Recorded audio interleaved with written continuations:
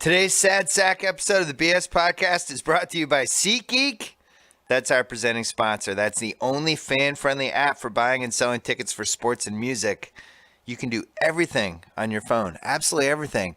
How many times do I have to keep telling you to download SeatGeek on the free SeatGeek app or go to SeatGeek.com. We are also brought to you by the Ringer University Podcast. That's where you can find the Ringers Mark Titus and Tate Frazier breaking down a crazy college basketball season a couple times a week. We are headed for March Madness. We are headed for the best NBA draft of the decade. A draft that the Celtics, Sixers, Lakers, Miami Heat, a bunch of big marquee teams have picks. And this is a loaded draft.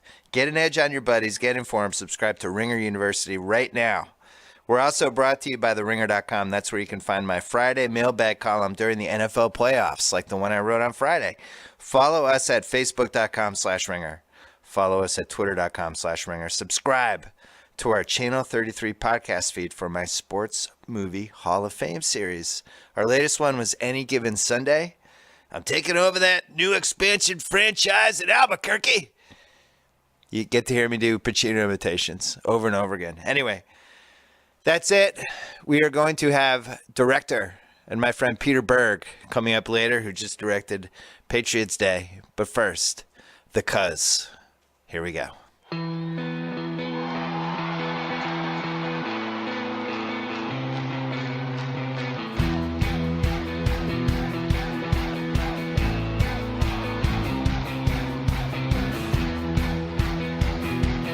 All right, so the Cuz is here, and it's a tradition. Every year we've had the BS podcast since May 2007. It's a tradition. At some point, you give up on the Cowboy season, and you come in, and you're all sad. This year, it actually happened right after a playoff game. Yeah, you have to give up because they've been eliminated. I do? Oh, man. Tough one. How did I think it was going to end any other way, though, right? I mean, that was about as bad as it gets. That has to be how it ends up. I was thinking watching it with Rodgers, like, oh, he's going to try to get them to the 50 to run the Hail Mary. It never occurred to me that he could just throw a 36-yard pass to an open guy for a field goal range chance. Well, here's the thing, and you labeled him a witch, and I'm convinced he is a witch right now. But yeah. I think he has Hail Marys all over the field. Like, it doesn't have to just be from the 50-yard line with 6 seconds left. It could be from his own 25-yard line with 12 seconds left. And then to read today that he diagrammed that play in the huddle. He just really sandlotted it and told everyone what to do on this play. Just reminiscent of James Vanderbeek at the end of Varsity Blues. Yeah, exactly. After Bud Kilmer left, they just started audibling everything. Everything seems fictional from that point on. He's ridiculous. You deserve to lose the game, and here's why. Yeah. So Le'Veon Bell, how many carries did he have yesterday? Like 30? Yeah. Something like that, but they established him early and kept going to him. I just don't understand why they didn't do that with Zeke. It was driving me crazy. Why don't you understand? Just pound the ball, but just do it right away. He should have 40 carries in that game. They're in the nickel all game. They're begging them to run. You can't have 40 carries in a game. Why? You're losing by 18 points. You had 22 carries but in the game. But eventually they were losing by 18 points. I'm saying come out of the gate and run the ball and do your thing and control it and control with your line. That's fine. The first drive, they were up 3-0. You know, they weren't that slow getting going. But I don't know. You think Prescott comes back? If he had to get those passes out of the way where they sailed over everyone's head, I think he doesn't. For a whole half, I thought he looked nervous. How many carries does a guy have to have when they're down 3 touchdowns? I think 22 was about right. Eventually it was down 3 touchdowns. Well, I don't know. He had 11 carries at halftime. This is what drives me crazy, but everyone's like, Dak is the greatest, Dak's the greatest, Dak's the greatest. Why aren't we running the ball? Like, it just drives me nuts. Like, it should be a nice little mix. I think Bryant came out of that, established himself. He's like, I want to be one of the top 5 receivers again. I'm going to be a man and push everyone around. Witten had a great game. It was such a great comeback. It really was. It was. I judge everything by video games. And if I have Zeke Elliott and an awesome offensive line, and the other team is playing nickel, right, I'm going to run the ball until they stop playing nickel. Like, I don't care what the score is. Like, to me, they're just giving him 7 yards a carry. That's the part. It was almost like Green Bay Jedi mind tricked them. They were like, we're going to give you the nickel. Yeah. Dare you. We're going to cover your guys. We're afraid of your passing game. And Dallas kind of kept doing it. I don't know. Yeah. Well, they came back. He had over 300 yards passing. The one thing I'll say is, and I'm not gonna cry about that Green Bay was better. They deserve to win. outcoached us. I think like Garrett was, you could have called 12 men on the field 5 times. How many defensively we were so not ready for that game. We're not prepared. Using timeouts you didn't need to. But that pass interference was abysmal, that call. That's when you can't call pass interference at the 35 when the interception is made at the 15. That's an uncatchable ball. Right. They pointed out. They rarely point out the spot of the pass interference. This time they did. They said the 35. Heath picks it off at the 15. That's huge. That's such a no call. You make a no call there. I thought the spike was the dumbest play of the game. Yeah. I didn't understand it in the moment. You had so much. What did you have? Like 50 plus seconds left at that point? Right around 47. Just giving away it down for no reason. Like, why? Yeah. I didn't get that. And you should had know. Timeout left too. Well, that's what Garrett says. This is what drives me crazy about him. He's like, yeah, we wanted to save the timeout. They never used the timeout. Right.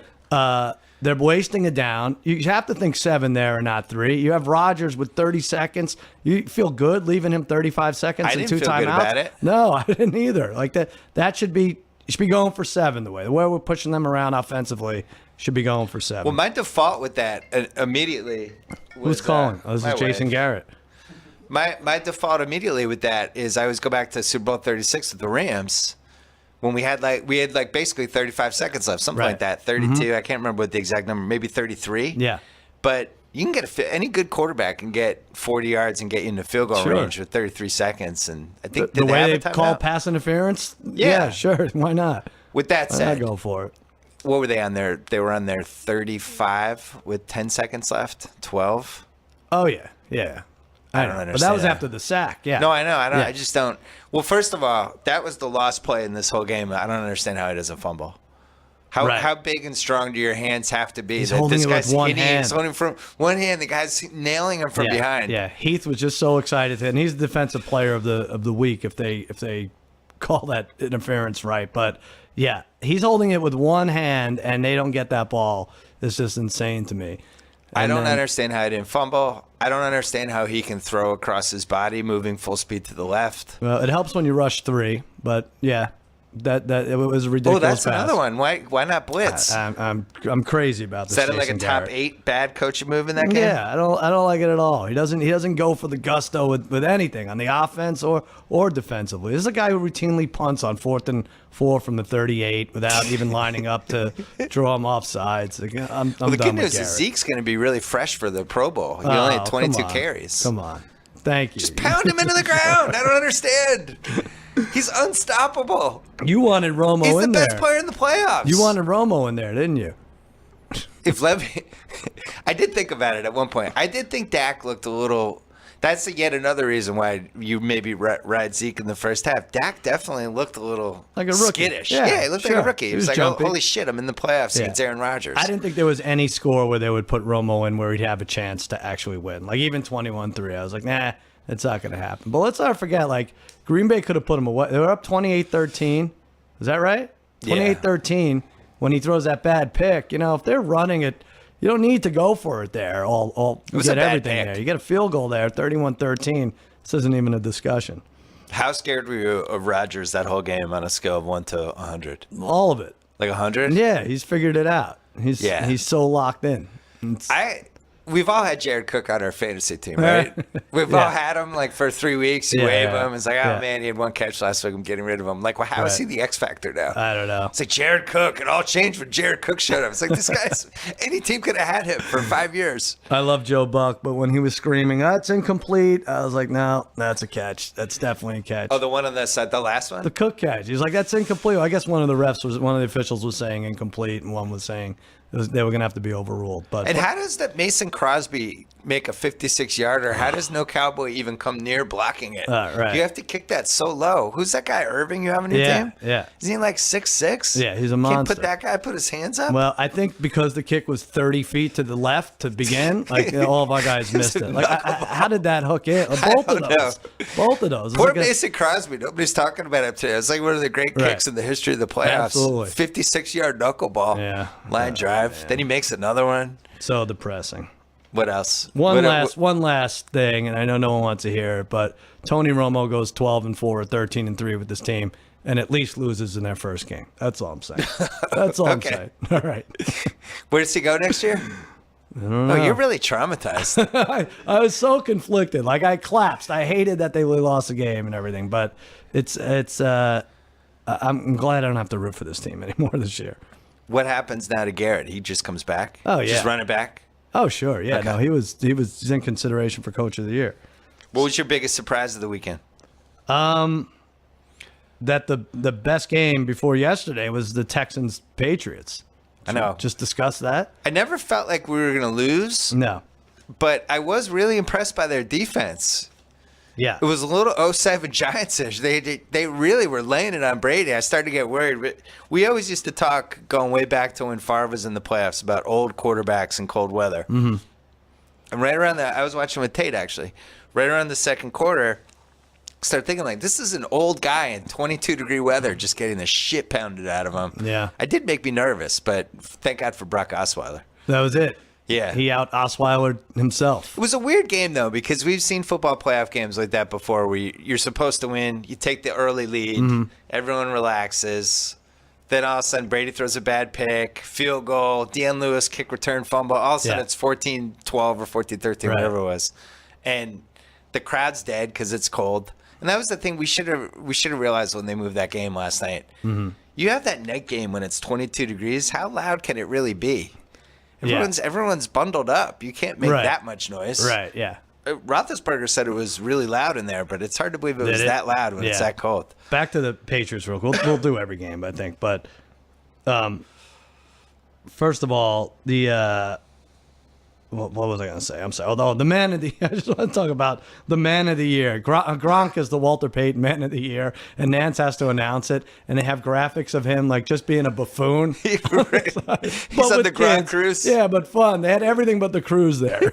That's one thing that stood out to me. The other thing is everyone and their mother had the Pats minus 7.5 in the second half, and it was a winner. You texted me about you thought that was the obvious bet of the year. It was so crazy. It was crazy. Everyone was on it. I tweeted that Saturday night, gutsy cover by the Pats. It You was. don't hear the word gutsy with gambling covers, but that was just gutsy. Just gutted it out. What's the basketball equivalent to this? You would know this. A team wins by 18, which is a massive blowout by NFL standards, and Belichick's going to be all over their shit all week about how poorly they played. Is this like Coach Knight whipping his players after they win by only 38 against IUPUI or something? Well, it was really like a college football game. Where it's like Alabama kills Vanderbilt or something by 18, and they were favored by 38. Yeah, but they weren't. They were favored by 17. 17, crazy. But it was a sloppy performance, and they really needed every inch of Brock Osweiler's terrible quarterback play. Yeah.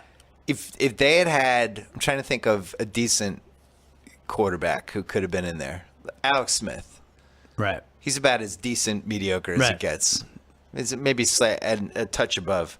They might have beaten us in that game. I thought there were 6 non-playoff AFC teams that could have made that a one-score game, considering the Pats had 3 turnovers and all that. I thought like San Diego, Colts, Denver, Buffalo. Who am I missing? 2 others that I don't know. I thought Houston probably had the best defense of anyone we Really? saw this weekend. Yeah, I was impressed by their D. Yeah, but they needed to score. Brady's throwing these weird 40-yard lollipop passes that I've never really seen him throw. He completed like 4 of them. He still had he had 6 or 7 20-plus yard pass completions. But a couple of them were like bloops. Right, yeah. Like where the receiver had to turn around. Yeah. I don't know. I talked to my dad on Sunday morning. It sounded, you would have thought we lost. Really? So I don't know. I don't know what happened. It's like we won by 18. But the other thing to look out for, they reported Hogan got injured. Wasn't his 24-inch pythons. No, it was his thigh. They said he has a thigh injury. It's reported that he's using a golf ball to rub on it to get rejuvenated. We're going to find out that's illegal. That's the next... the golf ball rubbing? Yeah, we're going to find out that's the next Patriots scandal. Do you know that you can't use it. In Boston today on the sports radio stations, there's a whole thing going on about how Goodell is basically a coward and won't come to any games in New England. Really? He hasn't been there in a couple of years. He goes to all these other places. Like he was in Arrowhead last night. Mm-hmm. This next game, he'll definitely go to Atlanta. Yeah. He's avoided New England, but I actually think it's probably a good idea. I wouldn't want to go to He New England can't if go I was. there. Yeah, he can't go there. Yeah. What do they expect him to come in like Vince McMahon? He's going to walk out. Yeah, right. Oh, hey, New England.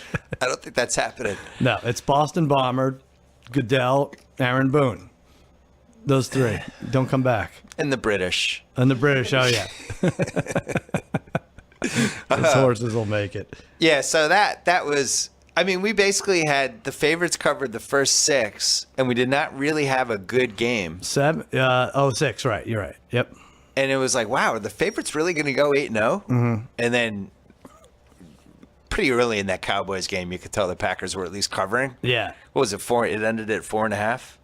It was like 5, yeah. Supposedly Vegas got absolutely they annihilated had to yesterday. have. Like, it's been a couple. There were articles about it today. If we ever go back, I don't know what is standing. What could be standing? Like the casino. You think the Flamingo casinos are might just still on be fire? up. I don't know what's still up there. Like you said, all 4 last week. Yeah. Clemson money line, which was our Don Julio shot of the week. Yeah. The fact when it's the money line and the over in the championship game, they got slaughtered there. The first 2 Saturday, and I think everyone had Green Bay and Pittsburgh yesterday. Like I think everyone so, too. seemed to have Pittsburgh.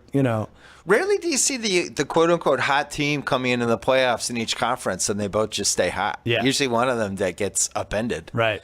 Because Right. Seattle was getting a little buzz too, and then they look terrible. Mm-hmm. I don't know. The thing I don't understand with Pittsburgh is why their defense looks good all of a sudden. I can't tell if it's the offenses they're playing or if their defense is actually they've just figured it out. Here's what's interesting.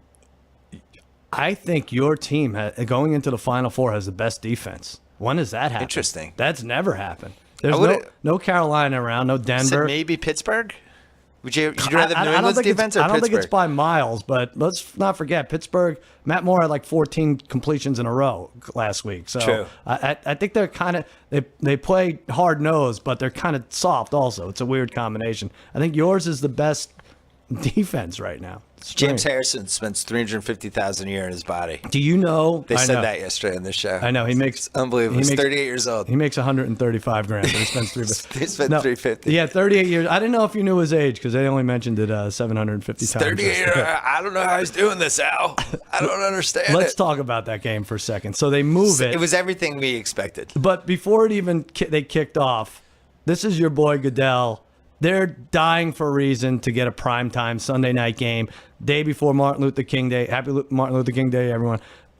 When a lot of people are off, they'll Yes. make that a late game. Yep. And since when do they care about how the fans are going to get to a game? Remember when we see like different blizzards and everything else? They never used to move the games. They see partly cloudy, 33 degrees, chance of rain. They're like, we're moving this tonight. We can't have this. It was the most shameless fake excuse for a schedule move they've had since. Remember that time when they moved? I think it was an Eagles game. They moved it from Vikings. Monday to Tuesday. I believe it was the Eagles. And it was Vikings. clearly like just a tester to see if Right. Tuesday Night Football could be a thing or not. They're Right. like, oh, we got to move this game. There's going to Yeah. be too much snow. It's like there's snow 10 times a year that wrecks Exactly. these games. Yeah. Like, just to be safe. I didn't and get they it did at the all. whole tester, and it was right before the TV deal. Yeah. And this is what they're clearly doing with this. They want to know, should we have Sunday Night Football? And the answer is yes, because I'm sure the ratings were phenomenal yesterday. I'm sure it was. I'm glad the Steelers, they had to endorse 6 field goals from the Steelers and no touchdowns. But yeah, the ratings will probably be good. I had friends in Kansas City say it was fine. They could have played 2 hours before, 3 hours before. Yeah, I was gonna say when they were on the field in Kansas City, I was expecting to see like Christina Pink or whoever the hell Right. was down there, like just being pelted with ice. Yeah, right. Seemed like it was fine. No, it was fine. Seemed like she was okay. It looked like it was going to rain in like 3 days. So if they had to do that over again, it would have been too obvious to do Dallas, Green Bay moving it tonight because you have a dome. Yeah, right. We're like, the Yeah. weather. We should just have it. So they had to But do you it. guys could close the roof. Nonsense. No. Let's be Nonsense. Traffic We're could doing be it. bad. So next year, that's lock that down. It's got to be, and it's a right? huge advantage for the Pats. For next year. Just had Yeah. the Steelers playing till Yeah. almost midnight East Coast time in Oh, yeah. 22-degree weather, and our game was done 30 hours earlier. I thought it would work the other way. I did think you were saying like it was cold, nobody was talking, it wasn't loud, but I thought maybe Steeler fans wouldn't travel as well as they did Sunday night. It didn't seem to matter because the Chiefs never had the freaking ball. Every time you looked up, the Steelers had it. And I think it was like time of possession was 34-25 or something, and that's with the Chiefs having it like 8 of the last 10 minutes. It's ridiculous. It was everything we thought it would be. It was a very close game. It had a weird final score. Yeah. And the difference was Kelsey dropped that one touchdown. Mm-hmm. You know, he should have had it. And Tyreek Hill never made a play. Never made a play. Chiefs needed a big play from one of those two guys, and they win the game, and they just didn't get one Yep. from either. I just don't think you should lose a home playoff game when the other team doesn't score a touchdown. It's embarrassing. I know. It's not like the Steelers are the 85 Bears. They scored 2 touchdowns. Steelers scored none, and they lost. And I don't know what Travis Kelsey is crying about. That was a hold. It's Yeah. unfortunate, but Albert held Harrison. It was. Tate and I were saying right before you got here that if he doesn't hold them, Harrison just Sure. nails him or strip sacks him Yeah. or something. You lose anyway. That's all. He held him because he was going to They sack call the that quarterback. every time. I don't know what he's Smith- discussing. I think that has to be it for Smith and the Chiefs. Yeah. He missed some pretty big throws in that game. I don't know. There were He's some just- drops, too. There were a ton of There were drops. some drops. It's just something about it. But Right. I don't know what the answer is. I don't either. I You don't know run what that back. was. You run that back with him and Andy. Andy calls timeout on that 4th and 2. Mm-hmm. When if they don't get it, they need all their timeouts. Yeah. And it's like, The 2-point conversion is just as important as that play. yeah, so yeah, it's what like, do you? Yeah. why do you practice all year? You can't just call in a play. He had you to need, do you it. need to talk it over for 3 I minutes. think he said, guys, if I don't do this now, I'm not going to be able to make a terrible call all year. I have to get it out. It's just classic. They have one timeout left. Yeah. And then it works out perfectly somehow at the kickoff. They're inside the 5. And then they give up a first down anyway. That was a great play by Roethlisberger. Waited, and It was got nice. They're not. Well, we have one more game to go over, but let's one, Atlanta, Seattle. Atlanta? We didn't do Atlanta, Seattle. That was I don't know if there's much to go over with that one. Seattle just wasn't one of the 4 best teams. yeah. They got exposed. They can't block. Defense was too banged up. Matt Ryan looked good. It's kind of everything we thought. They were getting hurt too. The turning point everyone else says was Hester, the hold on his 71-yard return or whatever, which I don't know, or whatever the return was. But I think when the rookie guard comes out and they have to replace him for 3 plays, and Wilson steps on his foot or he steps on Wilson's foot, that safety was a killer. Like they couldn't bounce back from them. Then Atlanta kept scoring. Atlanta was better. They're better. I think Atlanta's good. Yeah, I like their offense. 5 guys that I'm They've terrified of. running backs that can break plays. They can get big receiving plays. They're decent on defense, especially at home. They can make a couple plays. I don't know. Mohamed Sanu is now a force too. Like you can't. Mohamed Sanu Senior. I'm sorry, senior. Senior. Is it senior? Mohamed Sanu Senior. Yeah, Is a little one? yeah. Yeah. Hey, That's it. let's quickly take a break to talk about one of my favorite companies, Dunkin' Donuts. Oh yeah. I moved to Los Angeles in 2002. It took me 13 years to work or live near a Dunkin' Donuts again. And then they opened one up on the corner of Hollywood and Vine. We are back. Sal, did you know you could upgrade your day with DD Perks in the Dunkin' Donuts mobile app? Oh, yeah.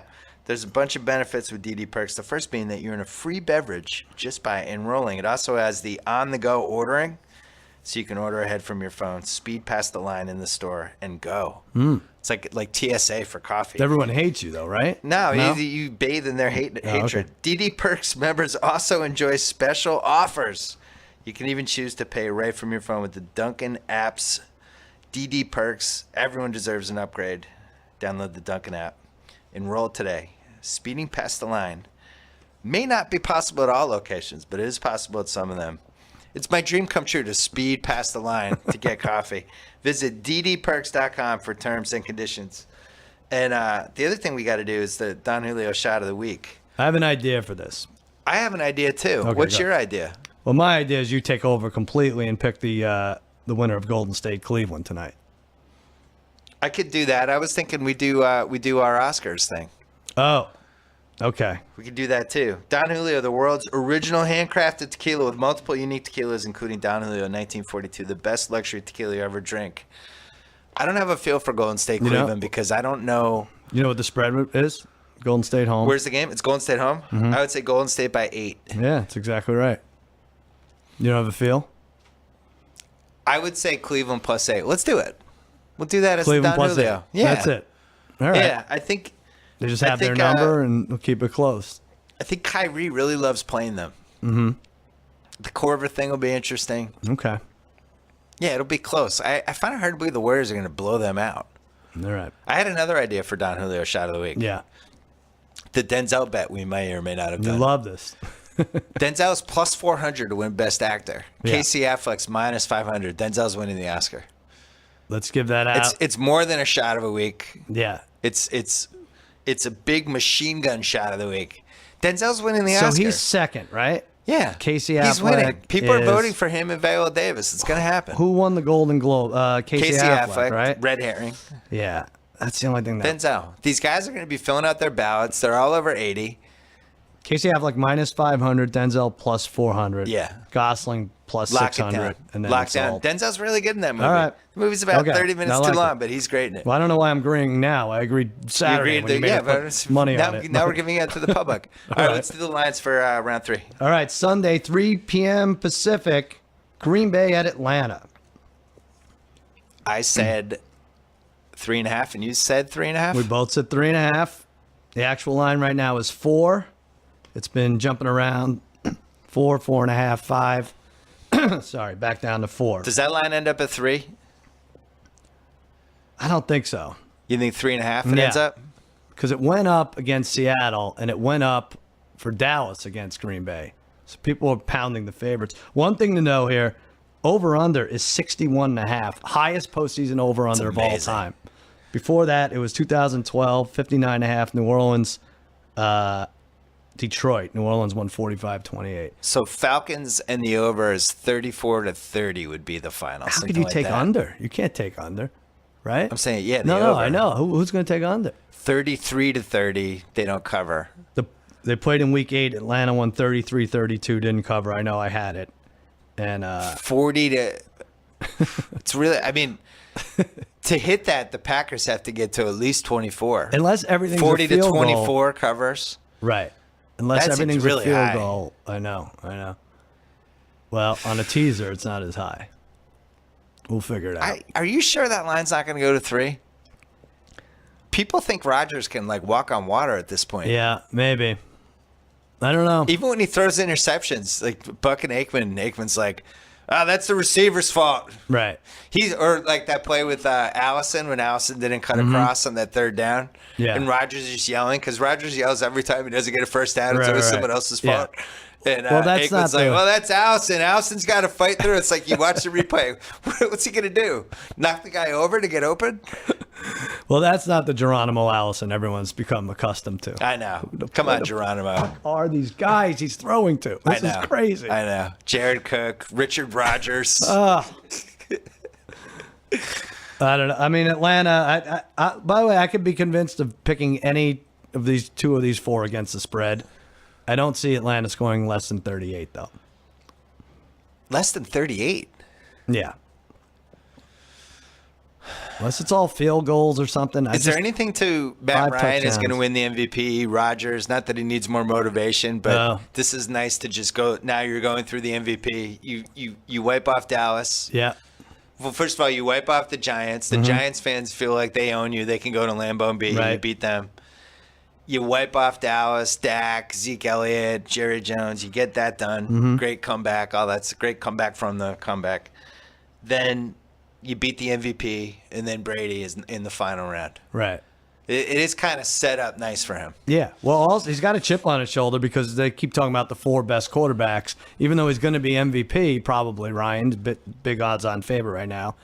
If you read the articles and everything, they kind of put Ryan in a different class with these other than these other. Yeah, I three, agree. You know. I would say he's on the class with Roethlisberger. You think I would so? say right now it's Rodgers 1, Brady 2, drop off Roethlisberger, Ryan. Yeah. It's so crazy. The guy's You going know, to win MVP. I don't know if you noticed this, but the Times ran a story about Rodgers' family yesterday. Yeah, I saw that. Weird timing, suspicious, like right day of the game. Mm-hmm. I didn't like that. I keep reading this stuff about his family and his brother who went on The Bachelorette. Like, who does that? Yeah. Who does that? That's a normal person. You and then retweeted something funny about the Bachelorette and the Super Bowl. Oh yeah, champ. Roger Sherman. It's the Super Bowl champ and the Bachelorette winner have never. Never in the same year. Elias said that's never happened. Yeah.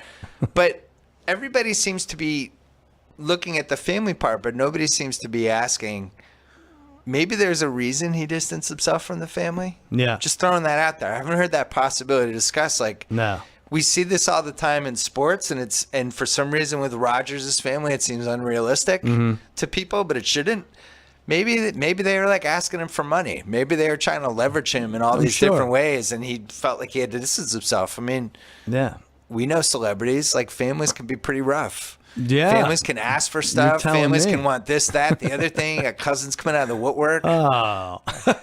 I mean, not you. They want a cameo in a discount double check commercial. He's not giving it to him. But No, of course, no one wants to hear that side, though, because it's not as exciting as the celebrity girlfriend and Rodgers being the problem. And Rodgers hasn't said anything, but the way this is being painted is like, Aaron used to be one of us, and then now he's got this celebrity girlfriend. It's like, well, or maybe his family kept asking him for shit and kept bugging him and kept putting him in a bad position and kept trying to leverage his fame, and he got fed up with it. I'm sure it's part of it. I would bet on that over the version we keep reading. Anyway. Well, why don't you release the tapes we never saw from Any Given Wednesday when you sat down with him, and we could put this didn't ask about that. Put this to rest. And I took heat for not asking about his brother, and I'm like, why would I ask about his brother who goes on this reality show trying to leverage his Aaron as like whatever? I didn't feel right about that.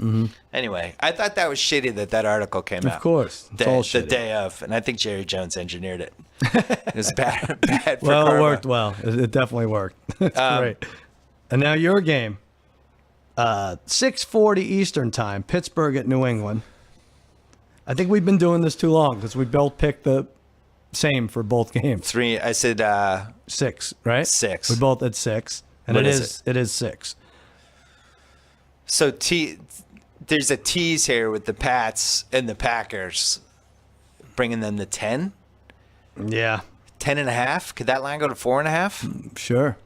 I just want to say I love the spot that the Patriots are in, where coming off a shitty win is where you want to be as a football team, where you advance, but you feel terrible about it, and the coach is going to be cracking the whip all week, and then you have this Antonio Brown Facebook Live video. Right. Tom calling them assholes, like, of course he should call them assholes. Yeah. Like Belichick, well, hey, that guy called us assholes. Right. But he's right. He's also right. Yeah, he's also right. We are assholes. We'll take it. Yeah. Belichick, time the fuck out. Did you see that timeout coming? Yeah. It was great. But I think this would be a properly motivated Patriots team. I do worry about Brady, though. I think for years, if I would ask you every year going into the playoffs which team you're afraid of, probably 7 of the last 9, you would have said Pittsburgh, most afraid of. But because of the weapons. But this team is, I think, 80% of what – this is not Roethlisberger hitting Antonio Brown in stride 2-3 times a game. This is a different team, a defense that sometimes shows up, sometimes doesn't. Le'Veon Bell doing weird – running like no one's ever seen anyone run before. Like, when he stops, why doesn't anyone just tackle him? When he stops in the hole. It's like an optical illusion. No, I know. I'm being stupid, but like they easily could though. Eric, like people would just stare at him. Right. Frozen. Eric Berry at one point yesterday was like, "Oh, he stopped. I'm just gonna tackle him now." It's insane, and then he ends up with 170 yards. I think he lulls people to sleep when he's doing whatever he's doing with his feet. People are like, "Oh, yeah, what's like, he no, doing? we can't go after him now. What's going on?" But the one big Antonio Brown play they had was because for whatever reason the Chiefs decided to guard him with Justin Houston. Right. Remember that play for like 52 yards? But other than that, I don't know. They kept those long passes pretty much in check. It's very strange. It's not the Roethlisberger you're used to or afraid of normally. And, and there's still that 15-yard pass to Eli Rogers out of nowhere. It's like, oh, man, that sinks us. But you're not as scared as you thought you would be of the Steelers team. No, I'm more concerned than I'm more concerned about my own team. Mm-hmm. And I also think the Steelers are going to go in thinking they can win, which is – that's where you don't want to be when you're the home team. You want it to be like a Texans situation where we're going to win, and deep down they're like, Brock Osweiler's our quarterback. Right. We're screwed. Or you have like the Chiefs coming in last year. It's like, yeah, we can win this, but Alex Smith's our quarterback. Mm-hmm. This one, they're just going to think they can win. So we're actually going to have to play well is my point. Yeah. How many points do you have to score? I don't know. The Steelers do that weird thing, like where they kick field goals over touchdowns over and over again. It's kind of their Achilles heel. I would say we have to get to 30. Sounds about right. Yeah. But the Deion Lewis, as predicted for weeks on this pod, was unleashed in that in round 2, and I think he's a huge X factor. He's But now, very, very, very good. But now he has to have a really good game, doesn't he, has to. for you to win? Yes. It was a nice bonus all these weeks leading up. He kind of has to be the man now. They did what I thought they were going to do when it got to playoff time, which is just Blunt took a backseat. Yeah, it was Lewis weird. got most of the reps. White had a nice little touchdown, but for the most part, Lewis was the guy. And Lewis on kick returns, even though he had that fumble, it was a dangerous wrinkle that Right. I wasn't expecting. Who was the guy who was doing kickoff returns in one of the games? Atlanta, Seattle. Hester. No. Hester was really good. Yeah. No, I'm blanking now. Sorry. Brown was doing some kick returns last night. Oh, Antonio Brown. Yeah. I like when teams do that for You the do? big playoff games when they break out the guns. And then the Steelers had their first team defense on special teams, which I thought was smart. Right. But again, they played Sunday night. Mm-hmm. I'm worried about Brady on a Sunday night if it's like 20 degrees. It's going to be great. It's going to be great. You have to be. How'd you do in Cousins South? Sure thing. My best bet of the year, I put half my stack on it was the Falcons.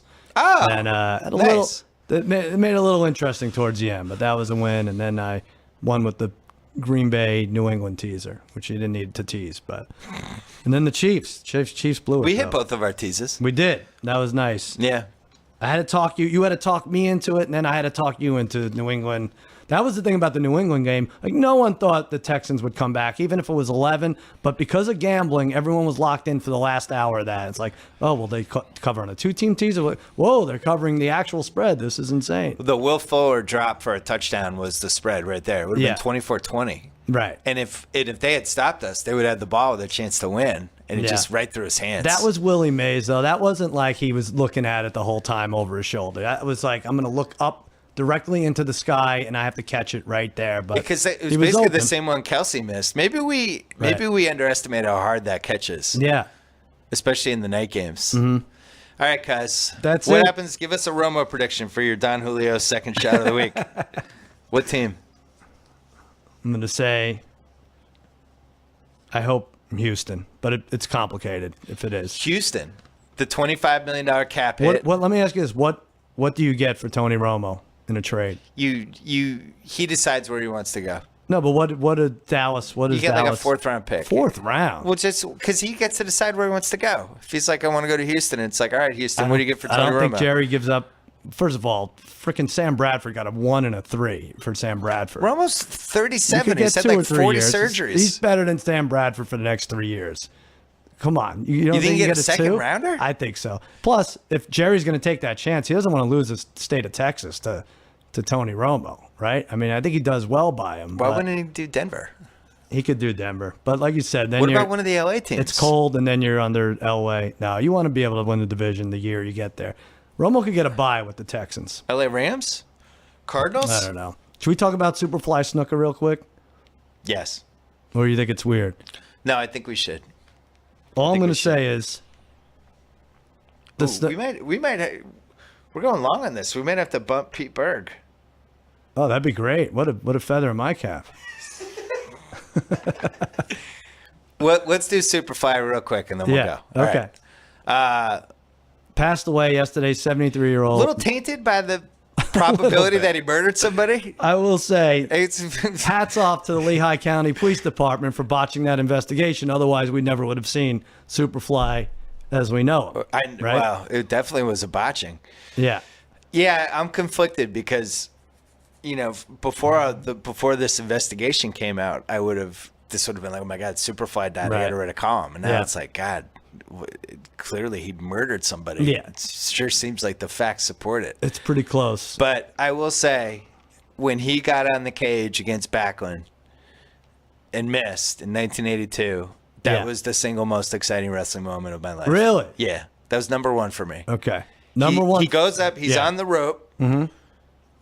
He looks around. He turns to his left, looks around like, should I do this? Yeah. And the crowd just fucking loses it. Nuts. Was that the Garden, Climbs right? up on the cage, and it's like the cage isn't even prepared to have. cage There's like just ropes sucks. and stuff. He's got to like navigate how to stand on it, and he jumps, and it's like this would be the equivalent of if somebody did that from 100 feet now. Yeah, It right. just seemed because until like 1977, they wouldn't even let wrestlers jump off the top rope. It couldn't was like a jump. ban. No, this is the X Games before the X Games. Yeah, and Jumping it's like, off the oh my, cage. it was just the most exciting thing I've ever And those seen. cages were flimsy. They were so bad, those cages. Like, you wouldn't put dogs in those cages. And like there was a ref outside that would open the door. Like, our kids have toy cages that are sturdier than what Superfly Snuka was standing on. I like the Morocco one where he actually hit.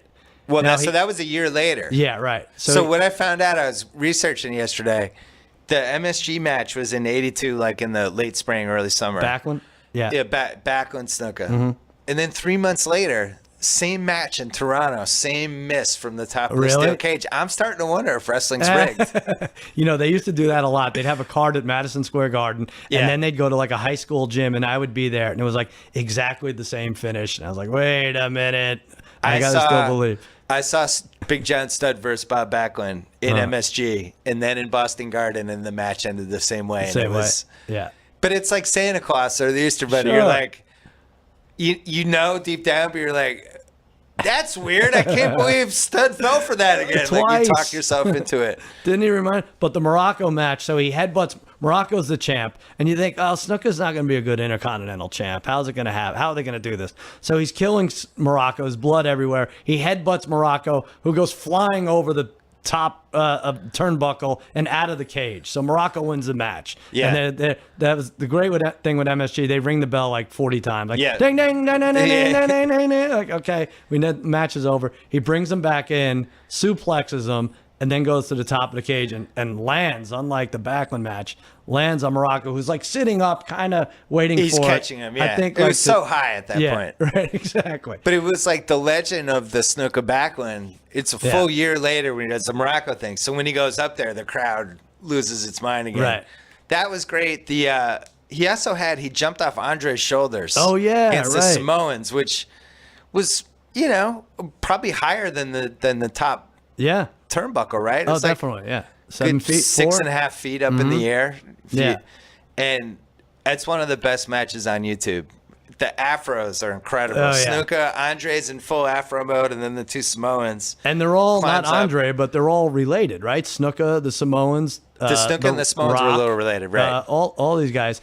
And then the last great one was he had the coconuts. Well, that was the greatest moment of Piper's career. And before YouTube even, and now since I've watched it another 100 times, but I had it on VCR recording of it. And I must have watched Piper hit Snuka with the coconut like 350 times, over and over and over. That seems low. Really? Yeah. I would have guessed like 500,000 times. It was, and the way Snuka played it was great. And I just, it hasn't aged that great from a racism standpoint. it's very weird. Like, but that's It's very uncomfortable. That's how they got crowds going. Like, you could just go after a guy's race, and it's like, all right, now you have. Yeah, Jeff Frost and I were talking about that when he was on the podcast on Friday about how racist the roasts were in like the 70s, where you just be like, start making fun of a Polish person, Italian person, black. You just went right there. Sammy Davis Jr.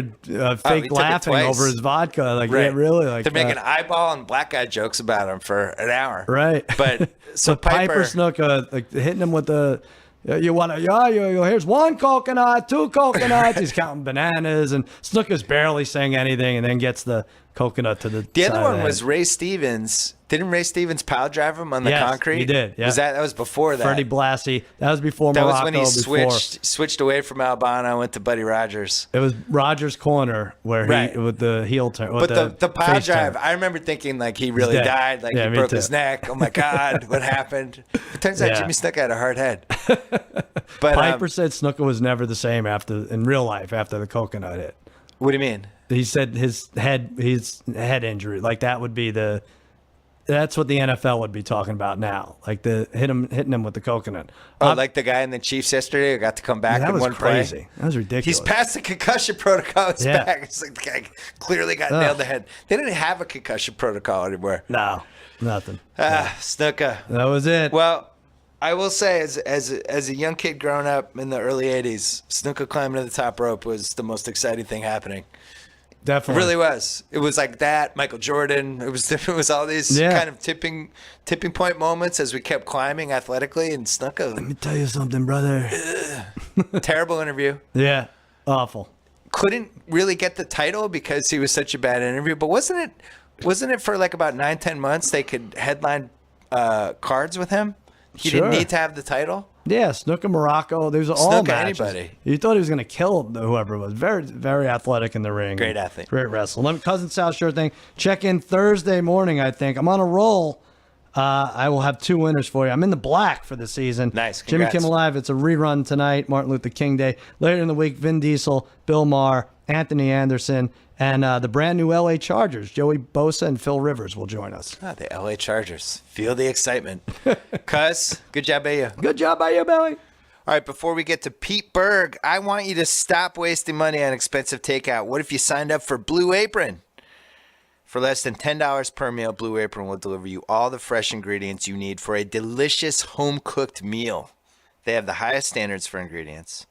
They built a community of home chefs that has no rival. Some of the meals available in January include seared pork chops with farro and cranberry chutney, spaghetti squash and marinara with mushrooms and garlic knots, and spicy shrimp and Korean rice cakes with cabbage and furikake. I think I said that right. Right now, you can get your first 3 Blue Apron meals for free with free shipping. Oh, yeah. Just go to blueapron.com/BS. Blue Apron, a better way to cook. And also, since we're here, why would you waste 20 minutes finding a parking space outside a packed post office just so you can stand in line that's way, way, way too long while listening to annoying people taking forever to mail gifts and packages? Why would you do that? Why would you do that to yourself? Here's an idea. Just use Stamps.com. At Stamps.com, you can buy and print official U.S. postage for any letter or package using your own computer or printer. Or your computer and printer. Whatever you want to do. All you have to do is sign up for Stamps.com right now and use the promo code BS. Happens to be my initials. You get a 4-week trial plus a $110 bonus offer that includes postage and a digital scale. What's the post office situation? You know what? It's terrible. Go to Stamps.com, click on the microphone at the top of the homepage, type in BS. That's Stamps.com. Enter BS. And now, Peter Berg. All right, as promised, the director of Patriots Day, Peter Berg. This is like your new genre now. You've created a genre. It's immediate history told in a non-fictionally, somewhat fictional way. Mm-hmm. And this is now 3 in a row, right? Lone Survivor, Deepwater Horizon, yes. Patriots Day. How did this become your passion? Well, Battleship was the first, actually. Battleship was the first. That was fiction. I guess you're right. That was fiction. That had aliens in it. I think probably Friday Night Lights was my first taste of this, when I did the film, and I was able to go live in Texas and in bed with a high school football team for an entire season, and that was kind of, I think, my first taste of what I feel my sweet spot is, and that probably goes back to like college when I was taking cultural anthropology courses at McAllister College, where we would have to do a 2-week assignment where we would study bus station behavior. Yeah. We just literally sit at a bus stop for 2 weeks, a couple hours a day, and observe human behavior at a bus stop. And that kind of experience got me hooked on nonfiction.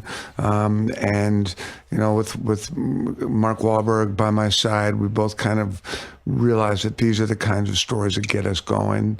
And it's been kind of amazing to be able to tell these stories. So does it keep going? Is it just these 3, or you have another one in the works? Well, I've told him that since I've directed 3 now, where he gets to come be Mark Wahlberg, and I mean, he's an incredibly hardworking actor, but he gets to go home and make 2 more movies while I do this. That he has to direct me next, and so I'm trying to talk. The Great White Hype 2? I'm thinking more Last Tango in Paris 2. So no. me and a controversial movie right now. Yeah, well, me and like a love story with me and erotic thriller. Yeah, like a 22-year-old French ingenue, and we're on the beach, and it's a lot of talking. And what about Basic Instinct 3? You take over the Douglas role. I really Jennifer Lawrence in the Sharon Stone or something? I Maybe? have my heart set on Last Tango? Last Tango Okay, too. Last Tango. Yeah, I'm the Brando role, and Okay. we'll figure something out. So Wahlberg, you guys became close during Lone Survivor or sometime before that? Well, we've known each other forever, and Ari Emanuel is our agent, and Right. Mark and I actually used to work out at a Gold's Gym nearby. I think there might have even been a Gold's Gym in this building in Hollywood with the original Johnny Drama, who was Mark's trainer. Yep. And is a great guy and was a great trainer. He's not training so much anymore. But Mark and I would work out, and we knew each other, and we both knew that we were both boxing fans. And Mark had a boxing ring at his house then, and I think we both sensed that if we ever did try and spar each other, we would kill each other. Why haven't you directed a boxing movie yet? It would seem like that would combine the two things you love the most in life, right? I mean, I'm thinking about it. I'm thinking about the and what boxing stories left? Dewey Bozella. Oh. You know him? Yeah, that was You know an the ESPN story? documentary. Yeah. That was ESPN. Yeah, I think, were you involved in it? In the making of it? Not really. So it was already a finished product when I've it got been to working on that for a while. Spent a lot of time with Dewey, who, for anyone that doesn't know the Dewey Bozella story, he was a really talented heavyweight fighter in the 70s who was framed for murder in Poughkeepsie, New York, and did, I believe it was either 24 or 27 years at Sing Sing prison. Had the opportunity to get out at least 4 times if he would admit remorse for the crime. And he had too much pride to admit the remorse because he didn't do it. Maintained his innocence, and was later proven by 2 young attorneys from a very powerful law firm in New York to actually have been innocent. He didn't do the crime. He was framed by some not particularly scrupulous prosecutors and police officers in Poughkeepsie at the time. And I think at 55, Oscar De La Hoya gave him a pro fight. He won the Arthur Ashe Courage Award. I remember. And, he made this beautiful speech, and he said that, he gave up on his dream, which was to be a pro fighter, but he held on to his integrity, and De La Hoya saw it and got him a pro fight. And it's a great story. It's a great story. And they used to bring So you are directing it, or you think you're directing Well, it? I've been working on the script. I've spent Gotcha. a lot of time with Dewey, so it's on my list. I have a secret short list that I carry in my brain, and it's films that just don't go away, stories that don't go away. And you write them by yourself, or you have a writing partner? I generally write them by myself. Yeah. Unless you want to help me, I would write with you. I'm available. Pardon me? I'm available. If you want to write one, I would. The thing about boxing for me, I don't know.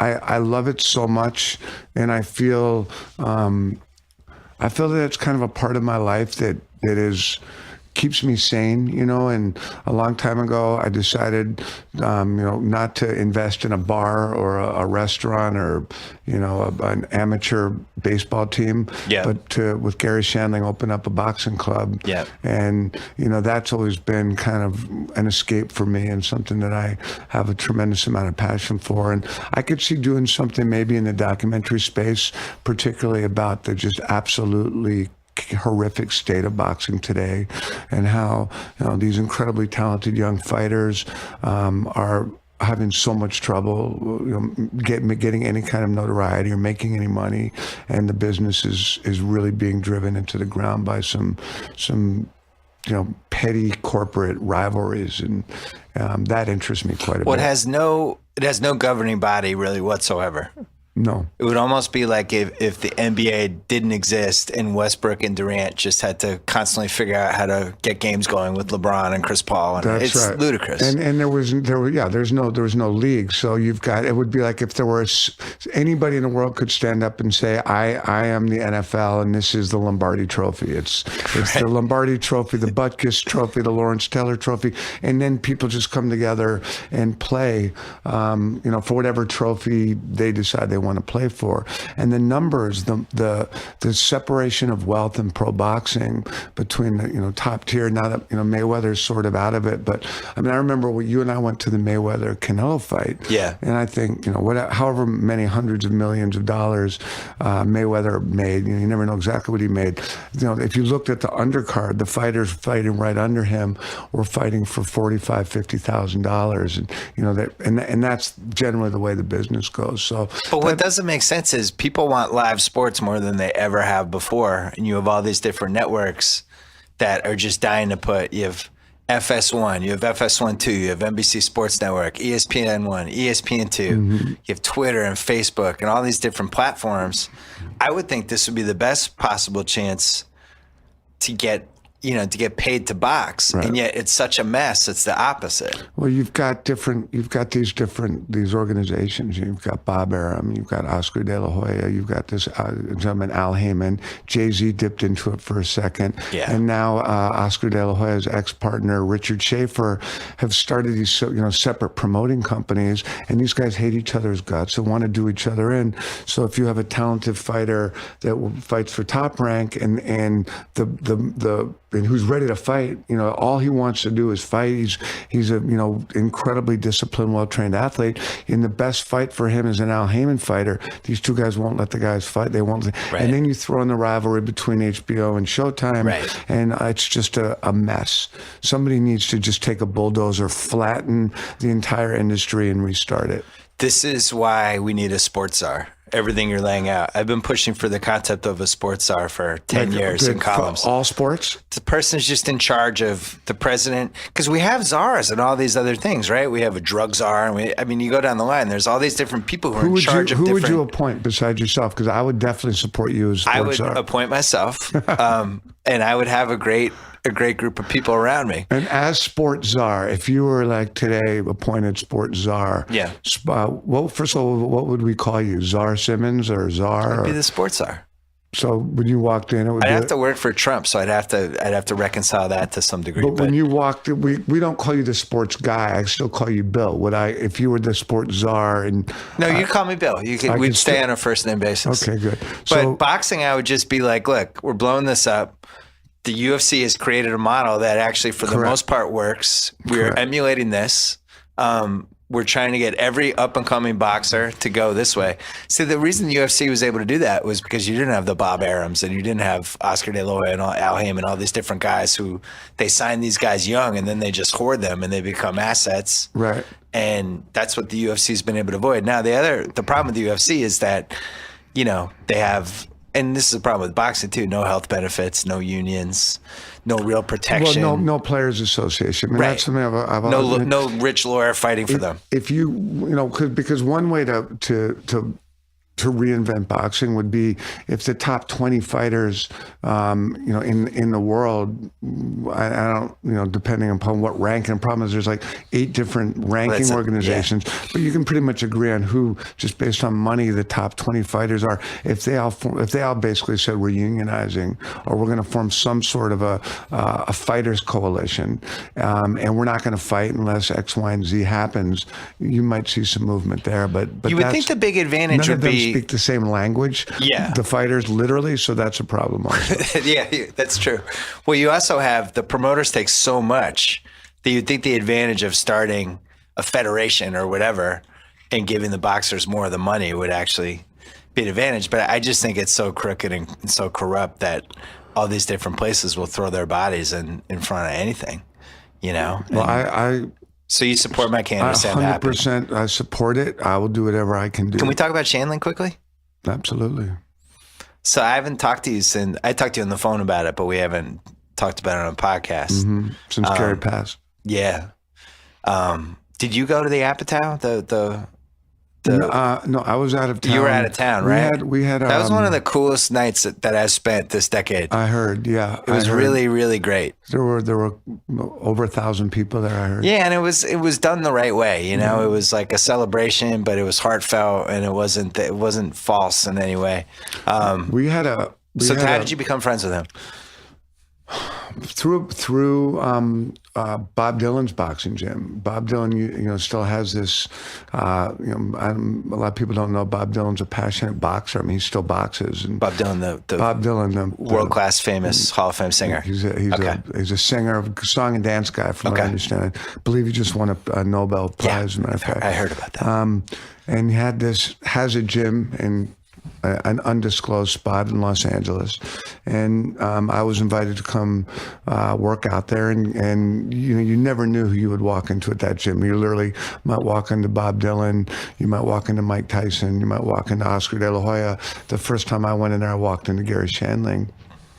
And for anyone that knew Gary, one of the things I found so remarkable about Gary, we were co-owners of the Wild Card West Boxing Gym with Freddie Roach, and the three of us kind of put that together. And when Gary died, we had a service for him at the gym, and that was populated by a lot of professional fighters, amateur fighters, police, firemen, just basic folks who had no real understanding of Gary Shandling as anything other than Gary from the boxing gym. Right. They had no idea. And he must have loved that. He Well, never, 90% loved it. He still loved talking about his show. Yeah, but he never behaved any differently, whether he was talking to, a young fighter, a cop from Santa Monica, or Tom Petty would be in there, or Jerry Seinfeld would be in there, or Gary would bring in 5 Tibetan monks. I mean, the eclectic nature of his life is extraordinary, and the common theme was that everybody had their stories. Gary would find a way to get with someone and take them, figure out kind of who they were and what the issues were and what was making, what was really the dominant issue in their life, and Gary would lock in on it, and he would spend hours. And we had stories from firefighters, cops, some of our young trainers. Gary would call them at 2 a.m. and talk for hours, and that became his family. And I wasn't at the big service you're talking about, but I'm sure you felt that. Totally. The amount, and I'm sure you had your moments with Gary. The only real moment I had was that time on the plane with that whole trip with you, Yeah, and just talking to him. Yeah, that's the first time I'd ever really had an extended hang with him, and he was totally. I could have imagined just us talking till like 5 a.m. No, he was kind of built for that. Gary was an extraordinarily complex thinker, and when I was flirting with the idea of doing Lone Survivor, Gary kind of cornered me and he said, I read this book. I heard you were thinking about doing it. I read the book. Well, I never told him I was thinking about doing it, so I don't know how he heard that. He went out and read the book and would spend hours talking to me about why it was important to make that film and what that film was about and what brotherhood was about and what real love and team meant. And he was so passionate about it and was kind of an inspiration to me as I was making it. Would come and watch the different cuts, was always trying to find a little humor. Yeah. Even in the middle of 19 Navy SEALs getting killed, Gary would bring his own unique, just brilliant sense of humor and sense of humanity to that. And I really do miss him quite a bit. And he was very close to my heart. He was, and what I love is, we're sitting, some people are in the studio with us right now that I guess your listeners can't see, who are part of that gym community. Yeah. And these guys never saw the Larry Sanders Show. They never saw Gary. I don't think that they knew that Gary Shandling was a famous comedian.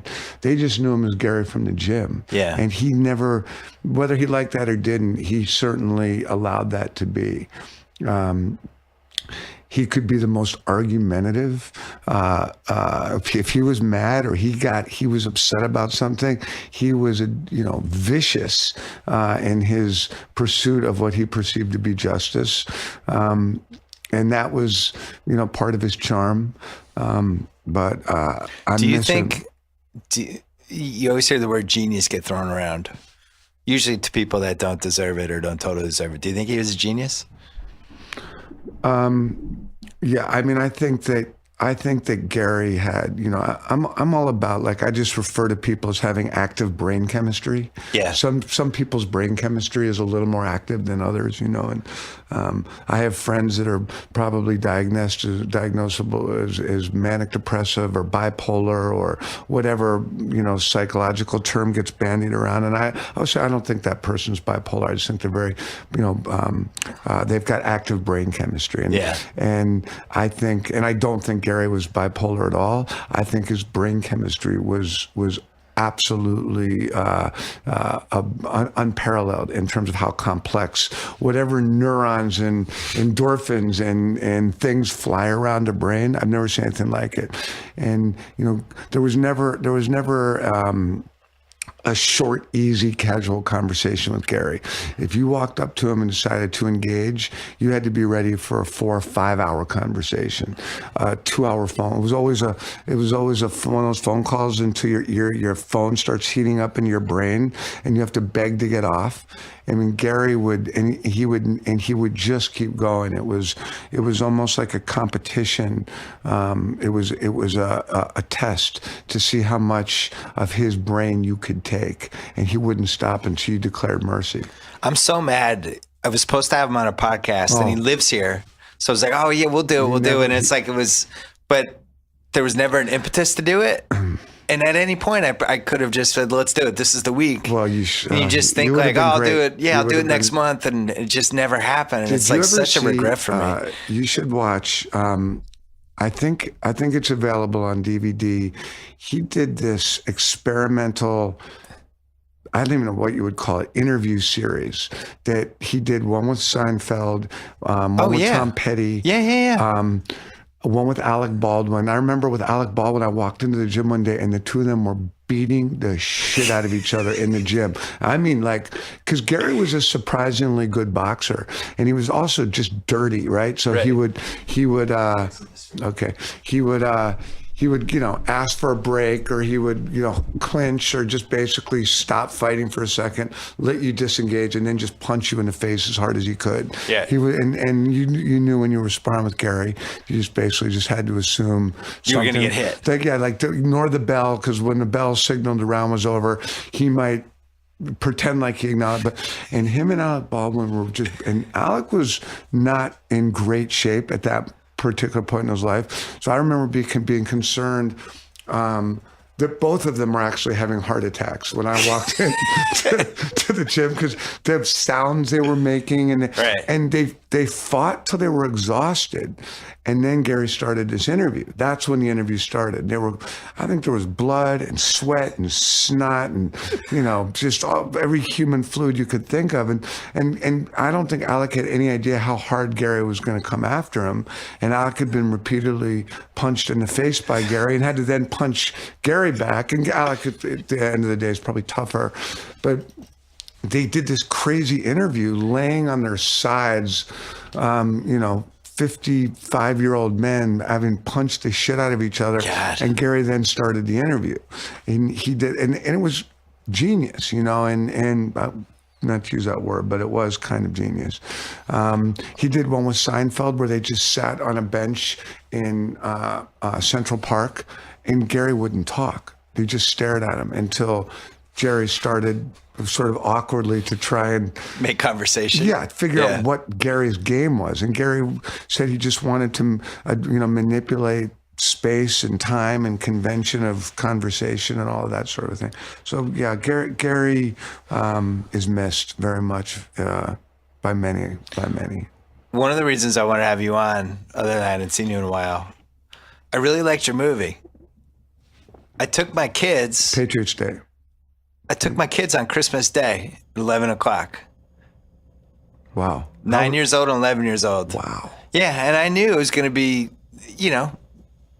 not really a movie for a 9-year-old, 11-year-old, but at the same time, I spent 26 of the first 32 years of my life in Massachusetts. And, the marathon thing obviously affected me, as it did anybody who ever spent any time there. And my kids have grown up in LA. I want them to understand Boston better, and it was important for me that they want to see it. And you know, there was one part where I had to put my hand over my son's eyes just to make sure. But for the most part, like, they were riveted the whole time, and it really meant something to them. You know, they didn't know really what happened. By the end of it, they were like, they went home, they Googled it, they wanted to find out more about the whole thing. It's really compelling. And I gotta say, like, when I heard you were doing it, I was nervous about it. It felt like it was too soon. I wasn't sure it should be dramatized into a movie. And I just felt uneasy about it. I think a lot of people did. I'm sure you felt that, right? It was like, really, you're doing this now? This just happened. Why are we making a movie out of this? Yeah, I mean, we certainly heard that. You know, is it too soon? And you know, Mark Wahlberg's quick answer was, I don't think it's soon enough. And you know, that was, you know, I think a sentiment that I agreed with, in that, you know, my feeling now, you know, being a father like you, and having a son ask me, you know, what is going on? You know, what is this when you hear about the shooting in San Bernardino or in Florida at the gay nightclub in France. I was in Paris. I was in Nice, Bastille Day, working on a different film, when that truck driver drove through right in front of our hotel and killed 80 people. This new insane reality that we live in, where we're no longer shocked when we wake up and hear that somebody blew something up, or some group of people walked into a street corner and you know, or a school or a movie theater, and committed some just horrific atrocity. This is the new reality. And what interested me, as much as some of the details of the bombing, and you know, because we live in this headline culture where we just don't have the time to really often go beyond a headline. We you know, the news cycle is so fast, and the hits just keep coming, that it's hard for us to take an event and actually look at it. You move on to the next one. It's like, oh, now this happened. Now I'm thinking about this. And so the more I learned about the Boston, the response and the details of those 5 days, from the right prior to the bombs going off to the capturing of the younger Tsarnaev brother in the boat in Watertown. Well, the details I didn't know, and I thought were fascinating, and I thought that alone interested me very much in telling the story. But I think the bigger issue was, I think it's very hard to process these acts of terror and to sort of say, you know, this is why it happened. This is how we prevent it from happening. I don't know that it is preventable. I don't know that we'll ever understand why, and I don't know that there's ever a single why. But what I found so fascinating about Boston was it is a look at how we as a community can process and respond to these acts.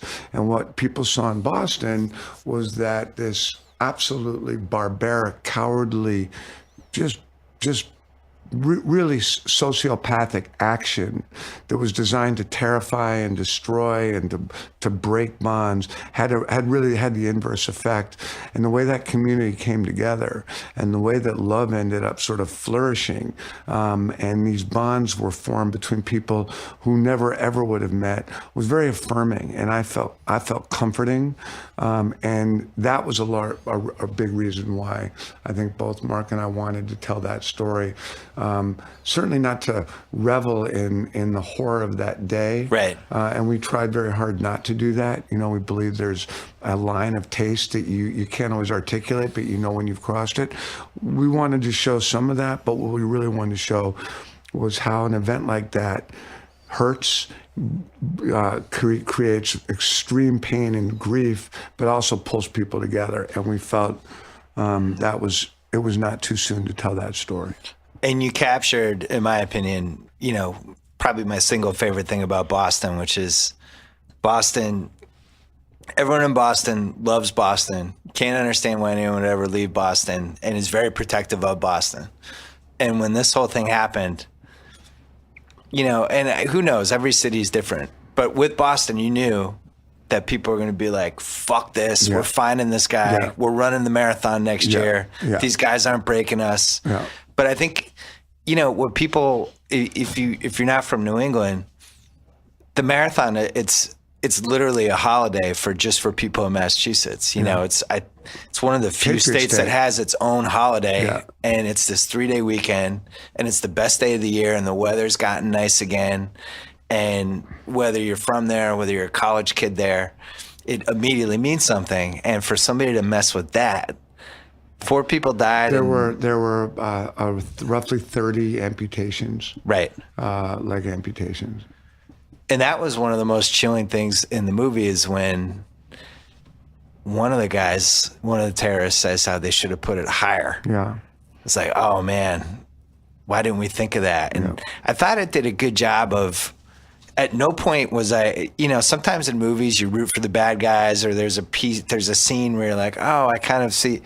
This movie did not do that. It portrayed them as who they were, but it never glorified them in any way, and they were villains the whole time, but not cartoonish either. Does that make sense? Yeah, I mean that was certainly a big challenge, and I remember when when Rolling Stone magazine put Joe Zarnaf. Yeah, that was a huge deal in Massachusetts. And and they chose a photograph of him where he looked like a young Jim Morrison. He was a very handsome kid. Yeah, he looked like he's in an indie band that's just about to put out an album. Jan Werner, the editor of Rolling Stone, took a lot of heat, and I should have. I can remember being upset about it, and I was promoting a film, I think Lone Survivor at the time, and I had a meeting with Peter Travers. I was doing an interview. It was the film guy from Rolling Stone, very great writer, very well long-time respected. movie critic. And this was right the week that Joe Zarnaf was on the cover of Rolling Stone, and I was like, what's the deal? Like, what is he thinking? And Travers talked about the internal fighting that went on within the editorial department of Rolling Stone. That some people got really angry, and some people were all for it. And and I remember just not liking it and feeling it was the wrong picture, it was the wrong message. And then suddenly now I'm doing a film, and I'm trying to figure out how. And you're on the tail end of that too, because after that happened, I think everybody back home was like, oh, now here comes somebody else who might try to exploit this. Well, I think that you had Wahlberg helps though. Yeah. Because he's from there and he gets it. But just in terms of how we present these two brothers, there was a real challenge, and we did a lot of research on them. I met with, their some of the younger brothers' ex-girlfriends. Spent a lot of time. The older brother was a boxer. And do you know this story? Do you know? Of the two that died, the older brother's boxer. It's a somewhat interesting. If you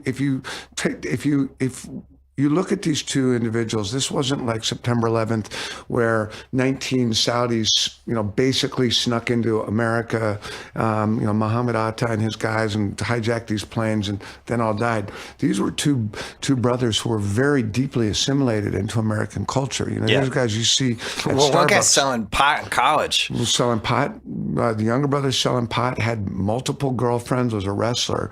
The older brother was a boxer, and his dream was to represent the U.S. in the Olympics. I think at 160 pounds in middleweight was by all accounts a very good fighter, and to earn the right to represent the U.S. in the Olympics, you've got to basically enter a tournament. And if you win X amount of fights, you get to represent that weight class. He was well on his way to winning those fights. I think he'd won 5. He lost a 6 on a decision. He felt he was persecuted. He felt it was an unfair decision that he'd actually won the fight, but because he was a Muslim, and that set him off. Right. And that led to some people kind of getting to him and saying, well, yeah, you should come to this camp in Chechnya and get educated. And that became this radicalization thing. And then he came back, and he and his brother were off and running. And I felt that there was, it was interesting to me, but I wanted to make sure that we didn't, I don't consider these brothers to have been holy men. I don't consider them to be righteous in any way. I consider them to have been narcissistic. This older brother was embarrassed. Angry narcissist. And that's it, And so we wanted to show some of that, but we wanted to be very clear that we were not putting we were not in any way justifying this behavior or offering any narrative that was anything other than these kids were sick and cowardly individuals. Was the Wahlberg character 100% based on a real character or a compilation of different characters? Or yeah, I mean that's been a tricky one, and there have been people that have come at us a bit on the fact that he's a composite, mainly of two different. By the way, most movies that do this always end up with a composite somebody. Well, and there was no single cop that did it all. There were two cops, one named Danny Keeler, one named Bobby Murner. Danny Keeler was there at the finish line. He was what you see Wahlberg doing in the beginning of that film. That was Danny Keeler, and he was the one he was the ranking cop at the finish line. He took control of stabilizing patients, running the traffic. He was the one that was on his knees in that blood helping people. And then there was another cop, but then after 12 hours, he finally went to bed. There was another cop, Bobby Murner, who was there for much of the second half. Got there at the end of the Watertown shootout. It was there when they pulled Johar out of the boat at the end. We kind of combined those two characters. But you kind of have to, right? I mean, if you're going to sell a movie, like Wahlberg's not taken apart where he's in half the movie and then doesn't get to be in the other half. And correct. And that movie doesn't get made. Those are people. Every movie does. All the President's Men is like one of my 7 favorite movies. That has composite characters. I mean, well, of course, it's Hollywood. It happens. And what every once in a while I'll get a critic who's like, well, okay, I really like this film. I think that this film story needs to be told, but I really take offense to Mark Wahlberg playing a composite character. Well, if we don't have Mark Wahlberg, we don't have the movie that they like. Well, and also then just make a documentary. Correct. And I think to Moneyball's like this too. I just was watching Moneyball again because we did a podcast about it for our Sports Movie Hall of Fame series. And Jonah Hill's character is a compilation of a bunch of different people. Is that right? Yeah. Well, I didn't know that. It's a fake person. His name's Peter Brand. He doesn't exist. So, I think people have a tendency to watch movies like this and think every person was the actual thing. And the goal is to get the gist of it, right? And capture it. It just to me seems like people, so many people who've said, given the film really good reviews, will still take a shot at Mark playing a composite character. And I just felt like we were so open about it and out in front. We're talking to Billy Evans, who's the chief of police in Boston now, and Governor Baker and Mayor Walsh, and every cop we met and said, look, we're not going to assign stolen valor to one cop. We're not going to say there's one cop that really did all this stuff, because that's just going to piss off every other cop and Fed, and you've already got enough issues with competition amongst the different Boston police departments and the FBI. And we're going to just be very transparent about it. And how did you film? So you must have gone back and filmed at the marathon last year to grab some of the marathon footage. Yes, we filmed at the real marathon. Obviously, we didn't recreate any of the explosion at the real marathon. Right. For that, we built a big chunk of Boylston Street out at an abandoned Navy shipyard in, I think, Weymouth. I'm not. And then you restaged the Watertown, because that was Watertown, wasn't it? Did you use? No, we used a little bit of Watertown. We used a little bit of Malden, a real neighborhood in Malden. But then for the actual gunfight, Yeah, that's. Well, because people would say, yeah, you can come shoot in our neighborhood, do the gunfight. No, it's not a good idea. We're like, you don't understand. Like, no, we don't care. I'm like, no, you really don't. Because once you say yes to us coming, that's 10 nights from 6 o'clock at night till 6 in the morning of us just blowing things up. Right. And you think you might want that in your neighborhood. I don't think that's flying in Massachusetts. Yeah, until about hour 1. Yeah. And you're like, and then your wife is like, Bill, you go shut them up right now. And one of the things I loved about the movie is I always thought the Asian guy who breaks out of the car, Danny Meng's one of the most underrated heroes that we've had in the last 30 years. You nailed it perfectly. But if he doesn't get out of that car, those guys are on their way to New York and they're doing more stuff. And I don't think anybody even realizes that. I mean, Danny Meng is. I've been doing this for a while, and I've gotten to interview a lot of people as I'm doing research for movies and meet a lot of people. I have never met just a more fascinating, courageous, badass kid in my life. I mean, he's so sweet. He's 125 pounds. He's 5'3", barely speaks English, came here from China, started his own food delivery app, started making money by himself, put his money into this car, this Mercedes that he loved, was in the process of dating a girl, and these brothers carjacked him, and they took all his money. They took his gas. They filled up his car with gas. They loaded it up with bombs. They were headed to New York. They were going to kill him and dump him on the side of the road on the way to New York.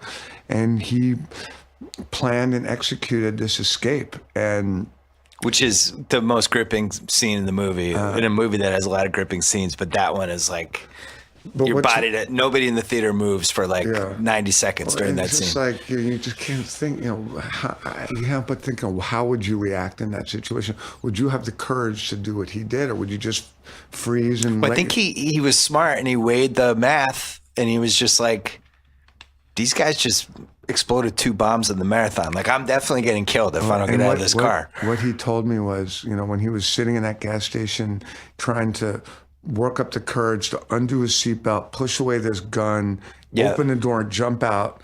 He said he knew he had to do, these 5 things, and he was very scared. And he said, and then he was thinking that they were going to kill him, and that this made him sad. And he thought that his parents were going to get a call that he was dead, and he knew it was going to make his mother and father very sad. He said he felt very sad. And he said, and then I think that they're going to take my car. And they're going to steal my car. And he thinks about how hard he worked for that car. He says, I think these 2 brothers are going to steal my car and take my car. He said, this made me very mad. Ooh. And I thought to myself, fuck this guy. And I'm like, it was the car. Yeah. And he's like, they weren't going to get my car. Because he had worked so hard for that car. That car was, was everything to him. It was his proof of validation for all the hard work he'd gone through. And what's cool is if you ever get a chance to walk through the streets of Boston with Danny Meng, 90% of people just walk right by, and they don't know who he is. But every once in a while, a person spots him and will just run up and hold him and hug him and cry. And I've seen cops do it. I've seen fire trucks pull over. I've seen women with their children walking, and they grab him but he's a remarkable young man. You had a couple, I won't spoil the ending, but you had a couple ways to go. One way you didn't go was the night after they caught the second brother, by all accounts, was a great drinking night in Boston. Because remember they had the shutdown. What's it called? The shelter in place. Where just everybody had to stay. My dad was like, we can't leave our houses. And then all of a sudden everybody can leave. And Boston just goes out, and it turns into like the Pats just won the Super Bowl, basically. Just a huge release and a really cool night, apparently. Another great experience. Talking to Danny Meng was one, but I got to sit with David Ortiz in the clubhouse at Fenway, and it's part of his legacy. And he told his story because the day of the bombings, the Red Sox left for a road trip. And he was hurt, so he stayed in Boston. So he was there with his family throughout the shelter in place, and he talked about what that was like and how his children were scared, and he was scared, and then he was angry, and that when he had no plan to speak at Fenway, for that legendary speech that he gave, they needed someone to say something, so they asked Big Papi to speak. He said, I'll say it. And that just came out. It was perfect. It just it was the perfect guy, perfect point in his career. And the FCC didn't, they let it go. You know that, right? They could have bleeped it. They let it go, which I thought was awesome. You have to go in a second, so we have to talk. By the way, go see Patriots Day. It's good. Thanks. Just quickly, every time you're on a pod, I always have to ask you, Friday Night Lights, what's the update? Riggins is building a house in Austin. This is the fictional update, or this is what's going on in your head? Lila's on Jane the Virgin this week. Tammy is in Nashville. Coach Taylor is in Manchester by the Sea doing something. Coach Taylor's gotten a lot of good roles. Yeah, Coach Taylor's. A lot of people owe you big time. I can't get Jesse Plemons on the phone. Yeah, that guy's a hot actor now. He's doing phenomenal. They're all doing great. I mean, but what does that mean for the comeback show? It's just going to be better. It's going to be better than ever. It makes me so mad that you missed the Netflix window by like 5 years. Oh, God, tell me about it. You were like right between these two eras with the perfect show. That would have been the ultimate Netflix, Amazon Prime show it really, that ever was made. From my where I Plus, sit, it would have been 11 episodes instead of 22 the first year. Like, you guys are killing yourselves making 22 episodes. It's crazy. I just feel like you. That show owes so much to you for the support you've given What did it. I do? You were just a great champion of the show from the beginning, and I think the show has maintained this legacy, and like the oral history you did of our show was, meant the world to us, and you were the first one to see Lone Survivor, and we used your quote. Use my blurb. People still and that tease I think me about that. So eternally grateful, Bill. And, happy to see you. You didn't again. answer my question. I have no idea. It's very unlikely. I can't get anyone Why on the phone. can't you just get like a 4-episode? They won't return my phone They did calls. Gilmore Girls. They're all big time now. I can't. They brought back Gilmore Girls. They can't bring back Friday Night Lights for 4 hours. I think I can get Amy Teagarden. Let me start with her. Amy Teagarden dyed her hair. I think I can get her. She's a brunette now. I'm gonna try and get her. You can't get Kyle Chandler and Connie Britton for 4 hours? I can't, especially Kyle. Netflix is throwing money around like crazy. Let's come up with a new idea. I think I like Sports Czar. Let's just do a show called Sports Czar. Sports Czar will do that, but what's the idea for the Friday Night Lights 4 episodes limited Netflix series that comes out on Friday of Thanksgiving weekend? Because that's a sweet spot. Gilmore Girls was very smart how they marketed that. It was Thursday night, midnight. Everyone's home. These daughters want to watch with their moms. I didn't even know they did that. Yeah, it was smart. Did you see it? I don't watch Gilmore Girls. Yeah, I don't either. But I knew people in my life were like, they were more excited about this than Thanksgiving. Gilmore Girls? Nobody in this room was a Gilmore Girl. I'm guessing Alex Salcedo didn't see Gilmore. 4 hours. I think Coach Taylor there's a wedding. Listen, we daughter's had wedding. He goes home for the wedding. Whole pitch that it was going to be based on Mike Leach getting in trouble. I remember that. For, allegedly doing something that he most likely didn't do. This is Coach Taylor. Yes. He gets in trouble for something he didn't do. And we had this whole pitch for to a who? movie.